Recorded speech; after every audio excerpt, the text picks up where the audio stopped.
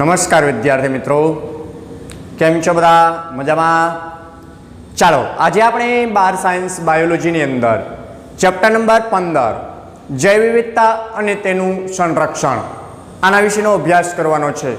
હવે આપણે ગયા લેક્ચરની અંદર જોયું હતું કે ગુજરાતની અંદર જૈવ વિવિધતા, બાયોડાયવર્સિટી ઓફ ગુજરાત, એટલે કે ગુજરાતની અંદર જોવા મળતી વિવિધ પ્રકારની જાતિઓ, એનું વસવાટ અને આપણી જૈવ વિવિધતાથી આપણે કેટલા સમૃદ્ધ છીએ, કયા જિલ્લામાં કેવા પ્રકારની જાતિઓ જોવા મળે છે, કેવા અભયારણ્યો છે, કેટલો એરિયો આવેલો છે અને કેવા કેવા પ્રકારના નિવાસસ્થાન આવેલા છે, આના વિશેનો આપણે અભ્યાસ કરેલો હતો. હવે આપણે ત્યાર પછી આજના લેક્ચરની અંદર જૈવ વિવિધતાની ભાતો જોવાની છે અથવા પ્રતિરૂપો વિશેનો અભ્યાસ કરવાનો છે.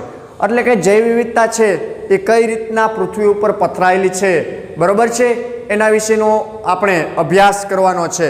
તો આપણે જૈવ વિવિધતાની ભાતોની અંદર એના બે પ્રકાર પડે છે. પહેલું જોઈએ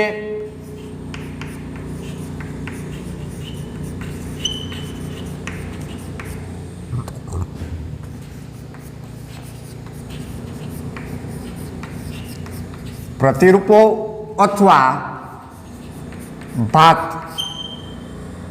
જૈવ વિવિધતાની ભાત એટલે કે બાયોડાયવર્સિટી ઓફ પેટર્ન, એટલે એની અલગ અલગ ભાતો જે જોવા મળે છે એ.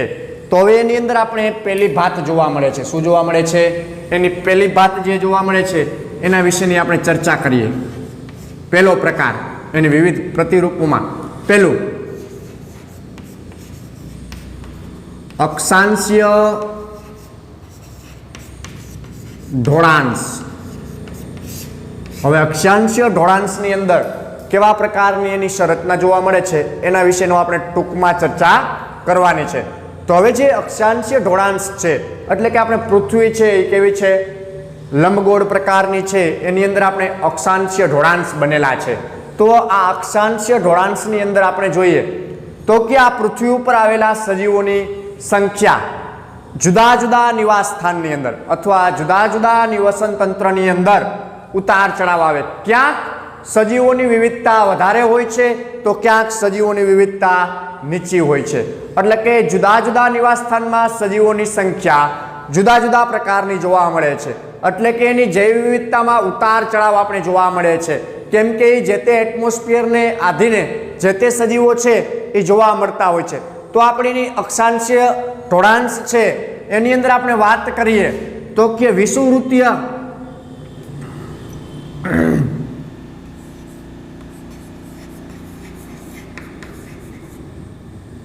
વિષુવવૃત્ત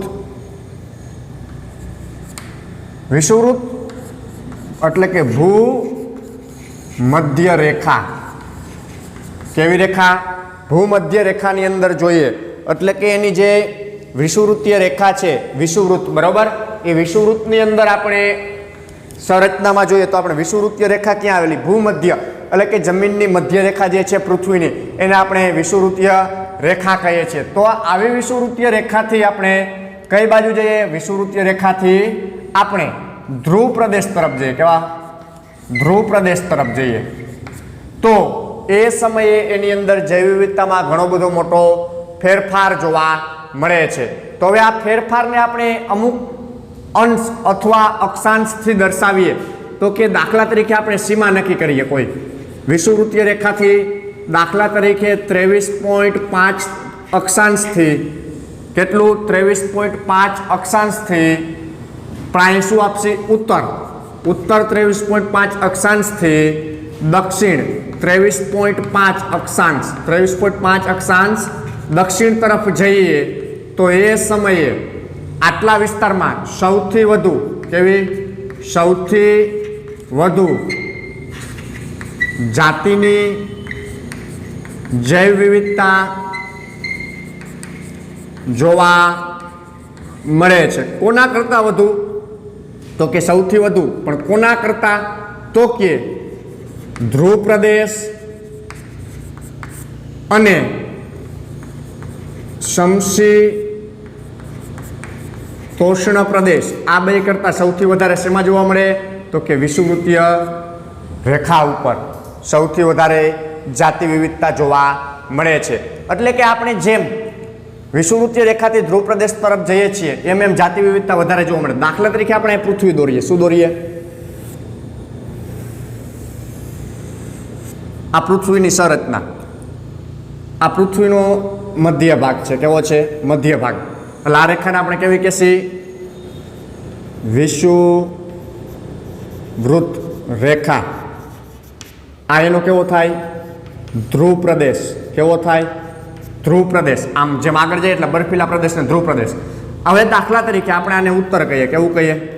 આ ઉત્તર અને આ દક્ષિણ. હવે આ વિષુવવૃત્તીય રેખાની અંદર અહીંયા 0 આવે. કેટલો આવે? 0. જેમ આમ ઉપર નીચે જાય એટલે વધતા જાય.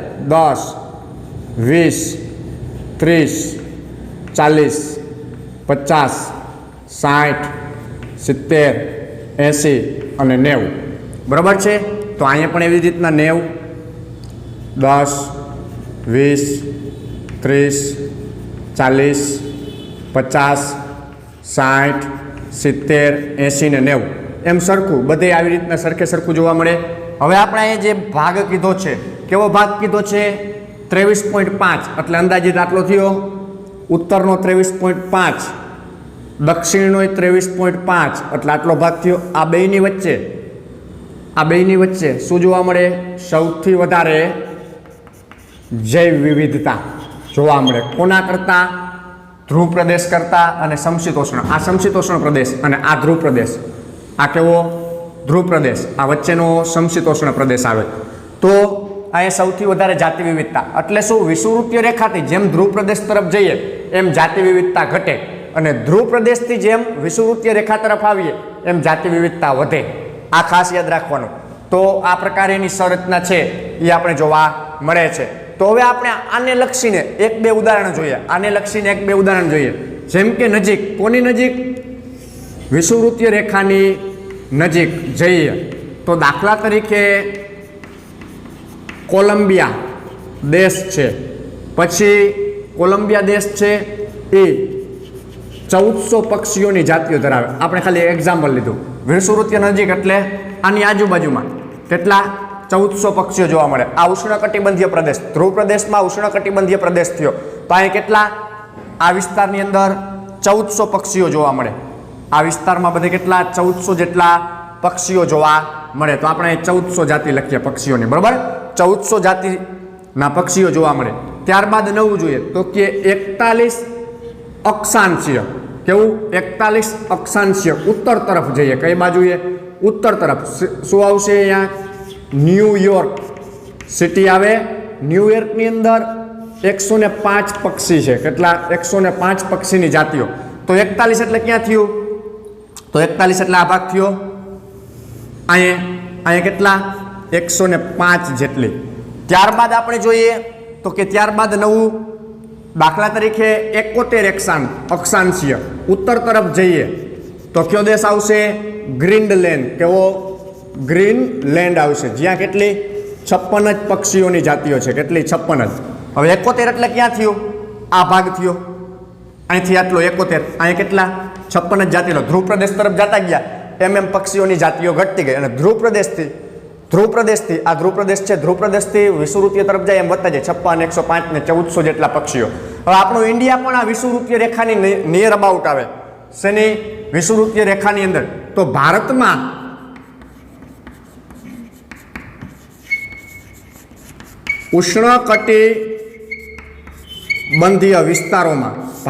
ઉષ્ણકટિબંધીય વિસ્તારોની અંદર 1200 જેટલી પક્ષીઓની જાતિઓ જોવા મળે. એટલે આપણે સમૃદ્ધ છીએ. પક્ષીની જાતિઓથી આપણે કેવા? સમૃદ્ધ. આપણે નિયર અબાઉટ અહીંયા ક્યાંક આવી. ક્યાં? અહીંયા અથવા આની નિયર અબાઉટમાં આવી એટલે આપણી પાસે 1200 જેટલી પક્ષીઓની જાતિઓ જોવા મળે છે. તો આ પ્રકારે અક્ષાંશીય ઢોળાંશ, જેમ જેમ અક્ષાંશીય ઢોળાંશ વિષુવવૃત્તીય રેખાથી દૂર જઈએ એમ પક્ષીઓની જાતિઓ ઘટશે અને જેમ જેમ નજીક જઈએ એમ વધે. આ એક ખાલી પક્ષીનું એક્ઝામ્પલ લીધું. આવા તો બધા જ સજીવોની અંદર જોવા મળે. અહીંથી આ તરફ જઈએ એટલે જૈવ વિવિધતા ઘટે અને અહીંથી આ તરફ આવીએ એટલે આ વધે અને આ ઘટે છે જૈવ વિવિધતા. એટલે સજીવોની સંખ્યામાં ઘટાડો આવે, નજીક આવીએ એમ વધારો આવે છે. તો આ પ્રકારની સંરચના જોવા મળે. તદુપરાંત આપણે જોઈએ તો કે તદુપરાંત હજી એક એક્ઝામ્પલ આપણે આપેલું છે કે એક્ઝામ્પલની અંદર જોઈએ ઇક્વાડોર નામનું કન્ટ્રી છે. કેવું? ઇક્વાડોર નામનું કન્ટ્રી છે. એ કેવું છે? તો કે ઉષ્ણ કટિબંધીય વિસ્તાર છે. કેવો છે? ઉષ્ણ કટિબંધીય વિસ્તાર છે, જેમાં વનસ્પતિનો વિસ્તાર છે. કેવો? વનસ્પતિનો વિસ્તાર આવેલો છે. પણ કેવી વનસ્પતિઓ? તો કે વાહક પેશીધારી વનસ્પતિનો વિસ્તાર છે. તો આવી વાહક પેશીધારી વનસ્પતિ ધરાવે છે. કોણ? ઇક્વાડોર. એની સાપેક્ષે, એટલે આની સાપેક્ષે લેવામાં આવે, એટલે એની સાથે સરખામણી કરવામાં. કોને લીધું એની સાપેક્ષે? તો કે એની સાપેક્ષે યુએસએ ને લીધું. કોને? આ વાહક પેશીધારી વનસ્પતિઓની જાતિઓ એની સાપેક્ષે યુએસએ ની અંદર આવેલું મધ્ય પશ્ચિમ વિસ્તાર. કેવો? મધ્ય પશ્ચિમ વિસ્તાર ક્યાં આવેલો છે? યુએસએ ની અંદર. તો એ મધ્ય પશ્ચિમ વિસ્તાર છે ને કેવો છે? સમશીતોષ્ણ વિસ્તાર છે. તો આ સમશીતોષ્ણ વિસ્તારની અંદર જોઈએ તો અહીંયા આવેલી વનસ્પતિઓ કરતા 10 ગણી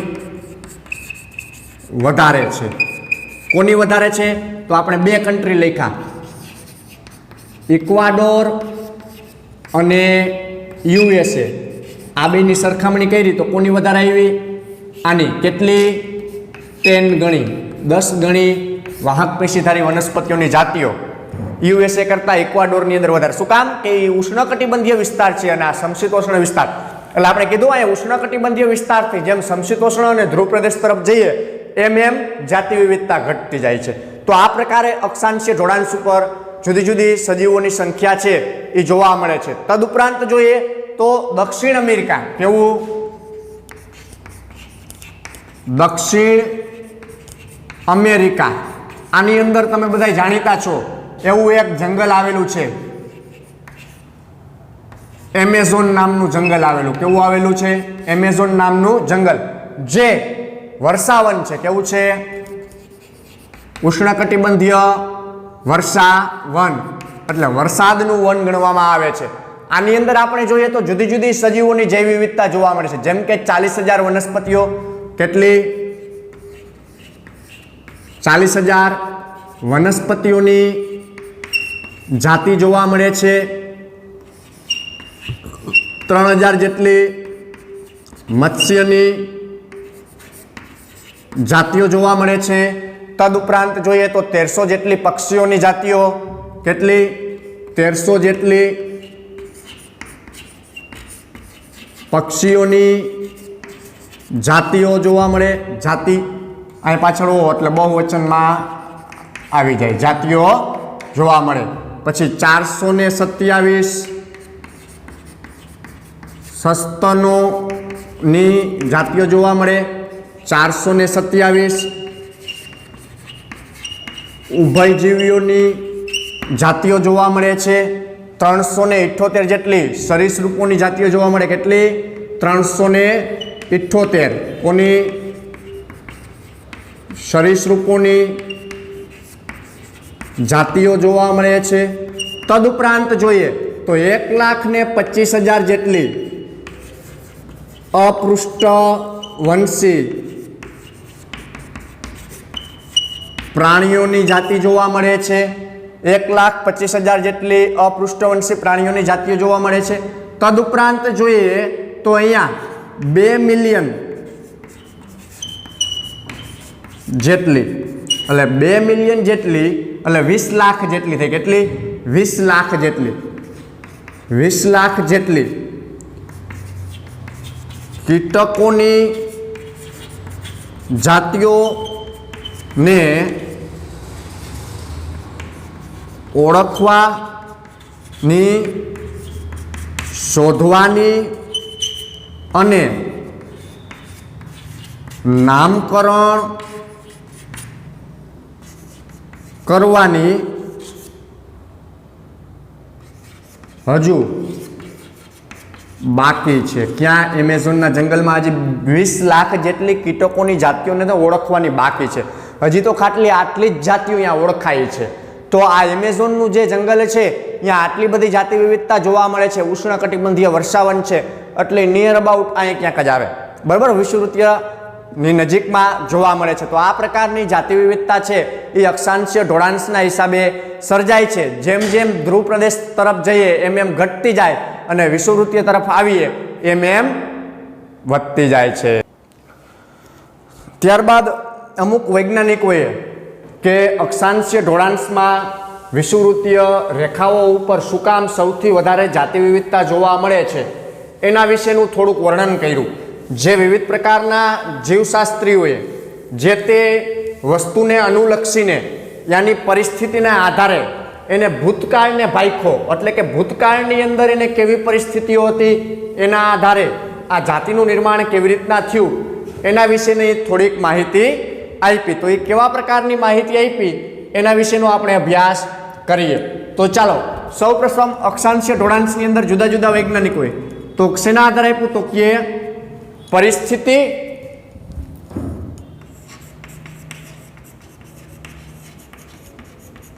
વિદો અને ઉદ્વિકાસકીય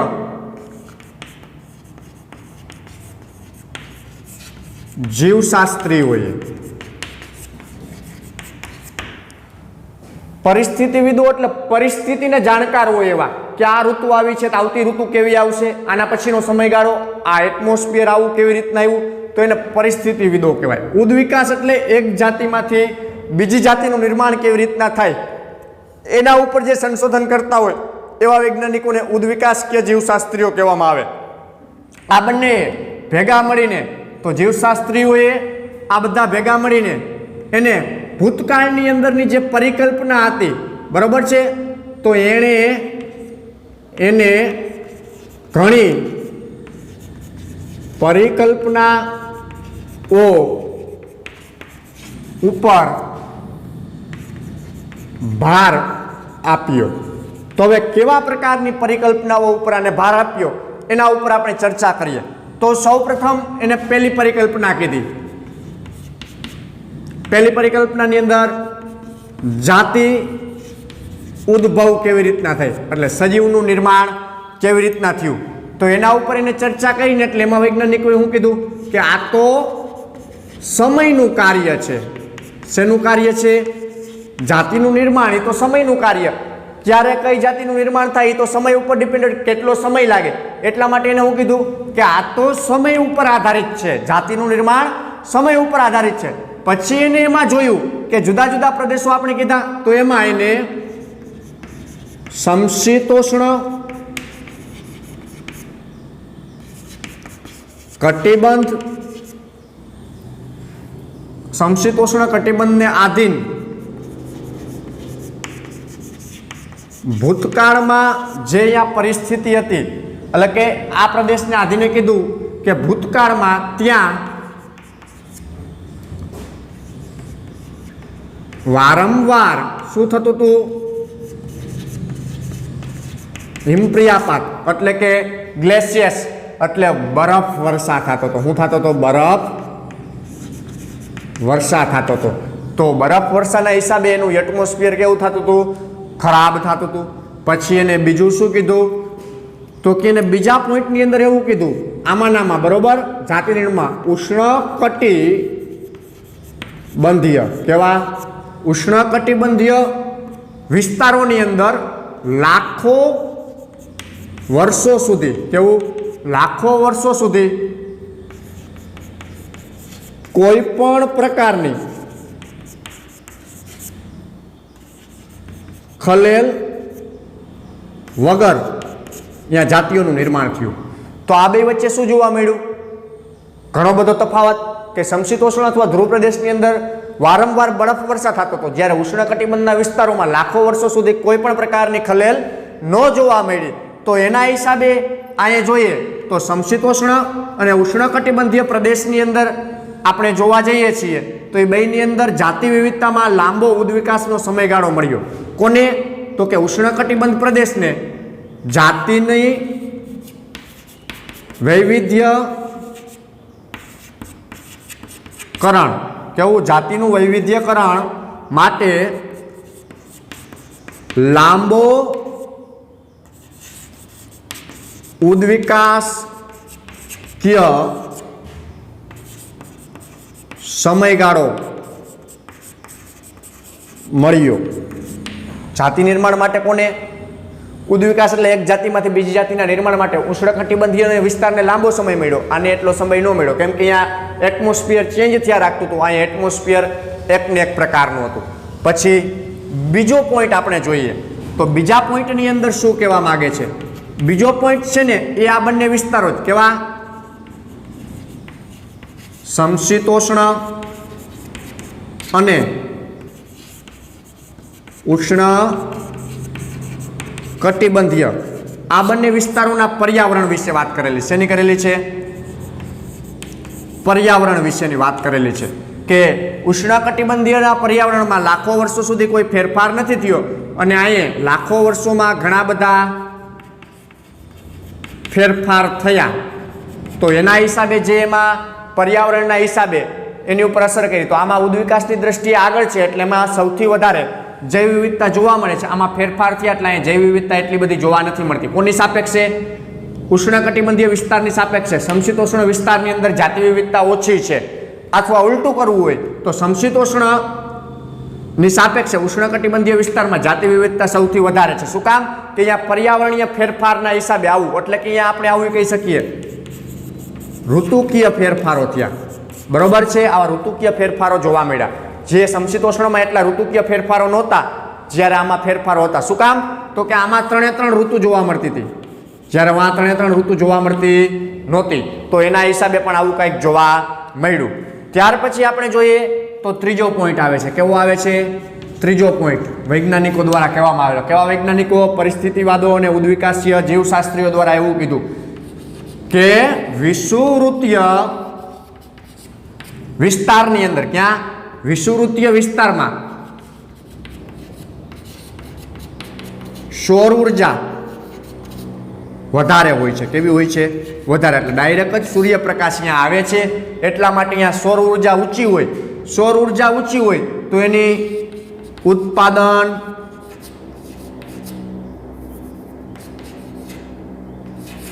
ક્ષમતા વધારે હોય. તો એની ઉત્પાદન ક્ષમતા કેવી હોય? વધારે હોય. સૌર ઉર્જા ઊંચી તો ઉત્પાદન ક્ષમતા પણ એની કેવી જોવા મળે છે? વધારે જોવા. આથી ઉચ્ચ ઉત્પાદન સૌથી વધુ વિવિધતા માટે પરોક્ષ રીતના ફાળો આપે.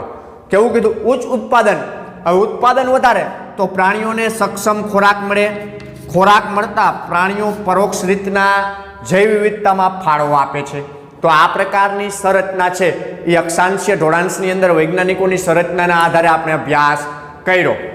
હવે ત્યારબાદ આપણે બીજું જોવાનું છે કે જાતિની અંદર જાતિ વિસ્તારમાં સંબંધો, એટલે કે આની અંદર જ આપણે જોવાનું છે કે વિવિધ ભાતો છે જૈવ વિવિધતાની, એની અંદર જાતિ વિસ્તારના સંબંધો, એટલે કે આ જે તે વિસ્તારમાં અથવા જે તે વિસ્તાર સાથે જાતિનો શું સંબંધ હોય છે એના વિશેની આપણે ચર્ચા કરવાની છે.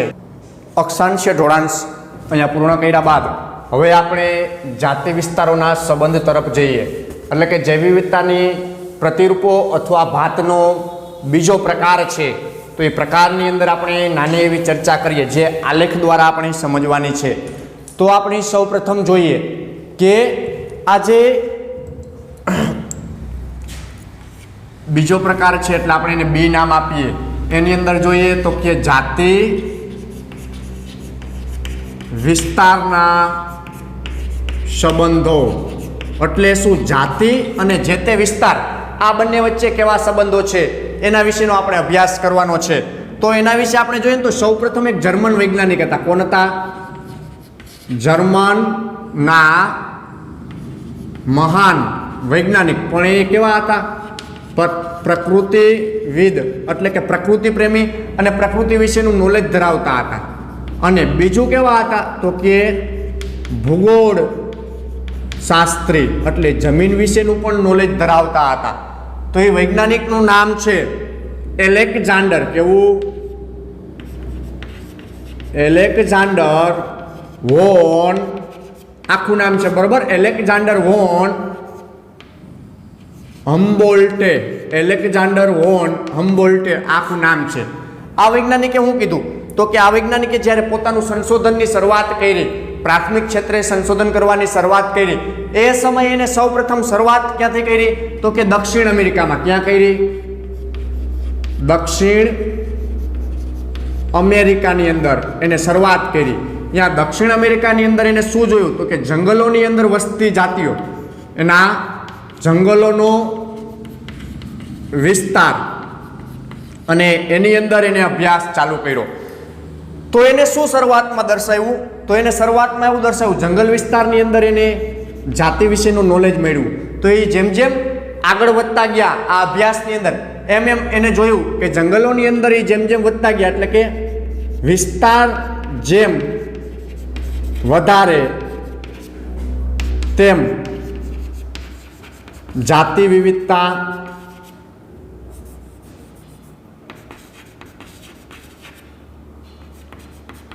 વધારે જોવા મળે। જેમ વિસ્તાર વધારે એમ જાતિ વિવિધતા વધારે જોવા મળે, બરાબર। એમ જાતિ વધારે એટલે એમ જાતિઓથી એ વિસ્તાર કેવો હશે? સમૃદ્ધ હશે અથવા સમૃદ્ધિથી વધારે જોવા મળતું હશે। પણ આમાં વિસ્તારમાં હું તો કે અમુક મર્યાદા સુધી નો વિસ્તાર લેવામાં આવે। કેમ કે તમે જેમ વિસ્તાર વધારો, દાખલા તરીકે આપણે એમ કહીએ કે આ એક સિટી છે, એ સિટીથી બીજા સિટી વચ્ચેની જાતિ વિવિધતા જોઈએ તો એમાં ગાય, ભેંસ, ઘોડા, કૂતરા, ગધેડા આટલું જોવા મળ્યું। પછી આ સિટીથી બીજા સિટીમાં જાય, વિસ્તાર વધ્યો પણ એને પ્રાણીઓ કેવા થશે? એને પ્રાણીઓ આવશે। એટલે વિસ્તાર જેમ ખૂબ વધતો જશે એમ જાતિ વિવિધતા નહીં વધે, પણ અમુક વિસ્તાર વધારવામાં આવે તો જાતિ વિવિધતા વધે છે।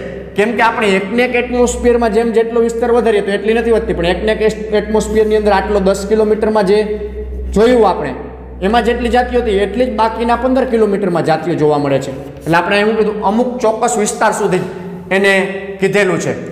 તો હવે આપણે આમાં જોઈએ તો એને બીજી વાત એવી કરેલી કે વિવિધ પ્રકારના વર્ગકો જોવા મળે। શું જોવા મળે? વિવિધ પ્રકારના વર્ગકો જોવા મળે। આવૃત બીજધારી, અનાવૃત બીજધારી, દ્વિઅંગી, ત્રિઅંગી, સસ્તન, ઉભયજીવી, આવા બધા વર્ગકો આપણે જોવા મળે છે। મત્સ્ય, બરાબર છે, સરીસૃપ, વિહંગ, તો આવા કીટકો, તો આવા બધા વર્ગકોની અંદર એને વર્ગકોની વ્યાપક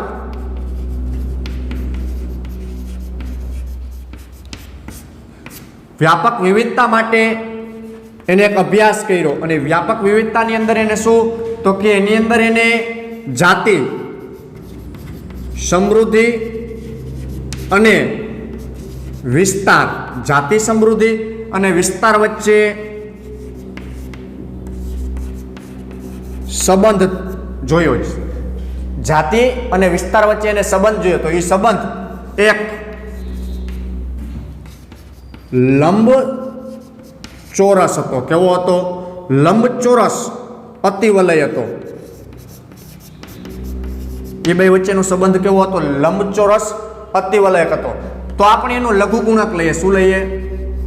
લઘુ ગુણકની વાત કરીએ તો લઘુ ગુણકની અંદર આપણે એના વિશેની ચર્ચા કરીએ તો આ એક લંબચોરસ, આપણે એનો ગ્રાફ દોરીએ, બરોબર। આ લંબચોરસની અંદર આપણે જોઈએ ને તો આ શું જોવા મળશે? જાતિ,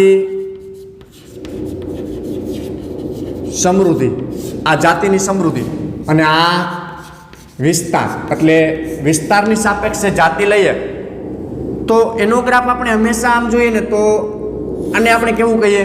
આ રેખાને સુરેખ સીમા કહીએ, બરોબર। સુરેખ સીમા નિશ્ચિત હોય। હવે આ સુરેખ સીમાની અંદર જો જાતિ વિવિધતા જોઈએ નિશ્ચિત વિસ્તારની અંદર તો આ જાતિ વિવિધતા આવી કંઈક જોવા મળી। કેવી જોવા મળી? નિશ્ચિત વિસ્તારની અંદર જાતિ વિવિધતા આવી કંઈક જોવા મળી। તો એ જાતિ વિવિધતાને S = C² સૂત્ર દ્વારા દર્શાવવામાં આવે। તો આ જાતિ વિવિધતાની અંદર આપણે જોઈએ તો આ કેવી બાજુ થઈ? ડાબી બાજુ, આ જમણી બાજુ થઈ, બરોબર। જમણી બાજુ જેમ જાય એમ વિસ્તાર વધે, ડાબી બાજુ જેમ ઉપર જાય એમ જાતિ વિવિધતા વધે। તો આટલા એક ચોરસની અંદર આપણે સંપૂર્ણ અભ્યાસ કર્યો તો એમાં ગ્રાફ છે ને, આ ગ્રાફ ડાબી બાજુ, કઈ બાજુ? ડાબી બાજુ વધે તો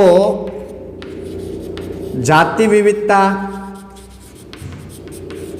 વધે, અને જો આ ગ્રાફ નીચે એટલે કે જમણી બાજુ વધે તો જાતિ વિવિધતા ઘટે.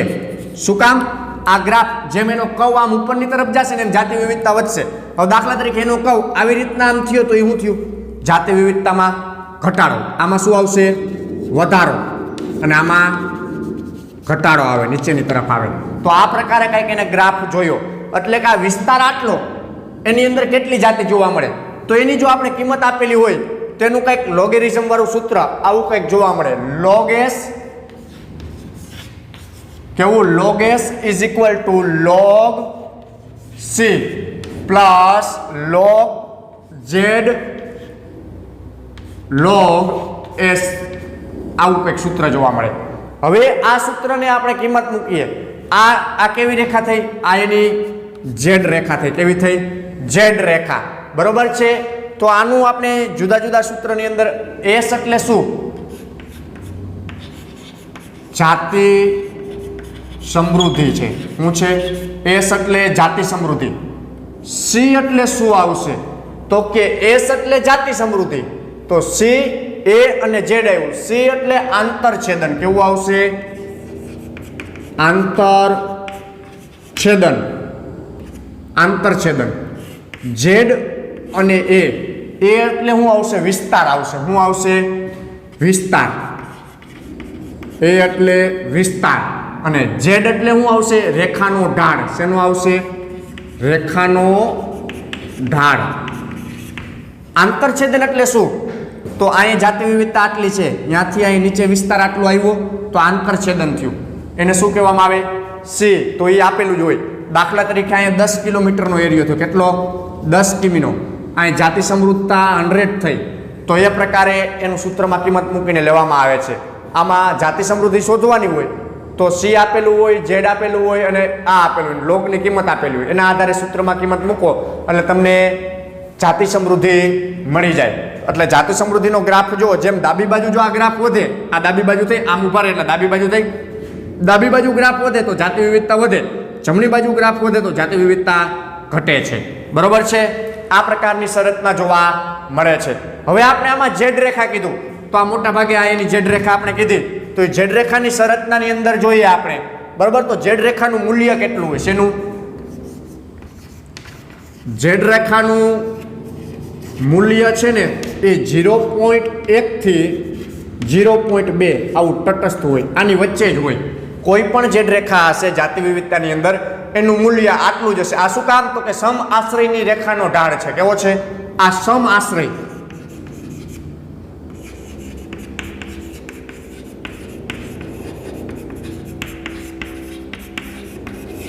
સમાશ્રય રેખાની ઢાળનું મૂલ્ય હંમેશા 0.1 થી 0.2 આવે.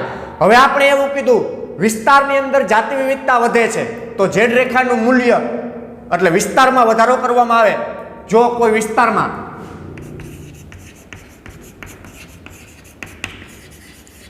વધારો થાય તો કે ઝેડ રેખાનું મૂલ્ય વધે. જેમ વિસ્તાર વધે એમ ઝેડ રેખાનું મૂલ્ય વધે. શું કામ? જાતિ વિવિધતા વધે. તો ઝેડ રેખાનું મૂલ્ય 0.6 થી કેટલું? 0.6 થી 1.2 સુધી થાય. કેટલું થાય? 0.6 થી 1.2 સુધીનું ઝેડ રેખાનું મૂલ્ય થાય છે. હવે દાખલા તરીકે એક એક્ઝામ્પલ આપણે આપેલું છે. ઉષ્ણકટિબંધીય. કેવા? ઉષ્ણકટિબંધીય વિસ્તારના જંગલોમાં ફળાહારીની સંખ્યા એટલે ફળ ખાનારા પ્રાણીઓની સંખ્યા કેવી છે? સૌથી વધારે.